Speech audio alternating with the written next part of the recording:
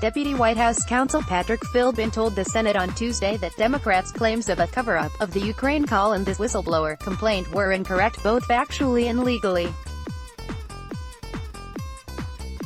Philbin, a breakout star of President Donald Trump's impeachment trial, delivered the first address on the third day of the White House's opening arguments. Philbin began by following up on arguments by Harvard Law School professor emeritus Alan Dershowitz on Monday evening, who told the Senate that the conduct alleged in the articles of impeachment was not even impeachable because they did not allege criminal-like conduct.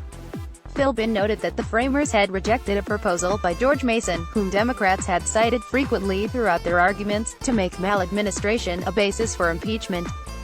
Instead, they followed James Madison's argument, who said maladministration was too vague and would give the legislature too much power over the president.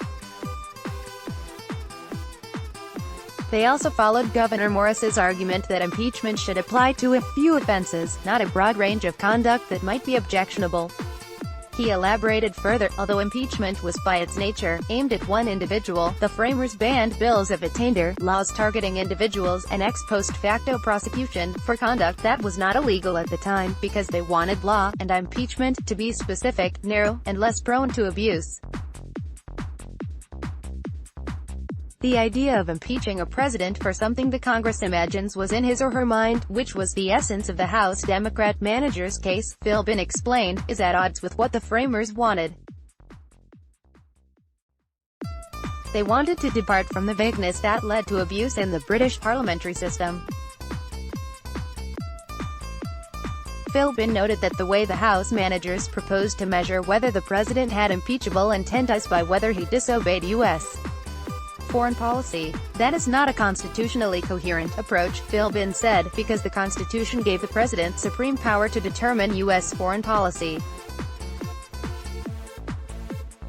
Rather than protecting democracy, Philbin said, the House managers' approach would actually undermine democracy by making the president accountable to the unelected bureaucrats, who had never been granted any constitutional authority, rather than accountable to the voters who had elected him or her to office.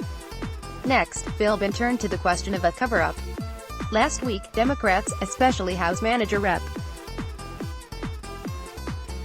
Hakeem Jeffries, DNY, claimed that the president committed obstruction of Congress because of the way the Ukraine call transcript, and the later whistleblower complaint, had been handled initially. In contrast to Jeffries' false claim that the Ukraine transcript had been placed on a secure server to hide it, Philbin played video of former National Security Council official Tim Morrison testifying that he had asked it to be placed there because of concern about leaks, not because there was anything wrong, and that he saw nothing nefarious in that it was accidentally placed on an even more secure server than he had intended.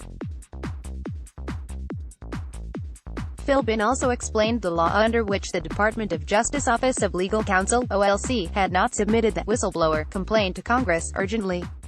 The term urgent concern, he said, was a specific term defined by law, and the OLC had determined that it did not apply in this case. Moreover, the president, as the head of state, was not under the legal authority of the Director of National Intelligence. Some of these points, Philbin said, were extraneous to impeachment, but he had wanted to correct the record.